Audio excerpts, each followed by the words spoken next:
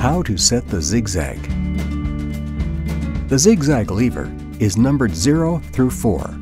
Setting the lever to 0 will not create a zigzag stitch.